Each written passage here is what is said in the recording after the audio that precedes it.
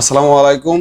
আমাদের এসএ গ্লোবালের অনেক অডিয়েন্স আছে, অনেক ভাই বন্ধু আছে বাংলাদেশ থেকে, এবং এখান থেকে অনেকে ফোন করে জিজ্ঞেস করে, ভাই আমি বাংলাদেশে মামলা খাই, হুরুপ খাই, ফাইনাল এক্সিট নিয়ে আসছি, বিশেষ স্পেশাল এক্সিট নিয়ে দেশে আসছি, এখন কি আমি সৌদি আরব আবার যেতে পারবো কিনা।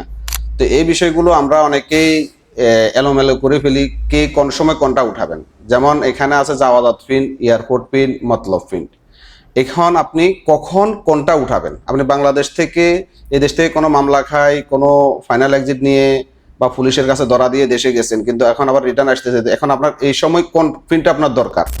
এবং অনেকে আছে সৌদি আরবে আপনার মামলা খাইছে বা কফিল হুরুব মারছে বা ফাইনাল এক্সিট মারছে, ফাইনাল এক্সিটের মেয়াদ শেষ হয়ে গেছে, বা আপনার কোনো জরিমানা বা আপনার উপর একটা ভুয়া মামলা দিয়ে আপনার উপর একটা অর্থদণ্ড মামলা দিয়ে রাখছে। এখন আপনি এই বিষয়গুলো জানতে আপনার কনফিনটা উঠাইতে হবে। এই বিষয়গুলো আপনাকে জানতে হলে অবশ্যই আমাদের এসএ গ্লোবালের অফিসে আসতে হবে। এসে আমাদের যারা এমপ্লয়ার আছে তাদের সাথে যোগাযোগ করবেন, তারা আপনাদেরকে সঠিক গাইডলাইন দিবে আপনি কখন কনফিন উঠাবেন। অনেকে দেখা যাচ্ছে যে কি বাংলাদেশে আছে, মামলা খাই গেছে, উনি উঠাই ফেলতেছে জাওয়াজাত ফিন্ট বা মতলব ফিন্ট। মতলব ফিন্ট উনার কাজে আসবে না। তো এই ক্ষেত্রে আপনি কোনটা উঠাবেন?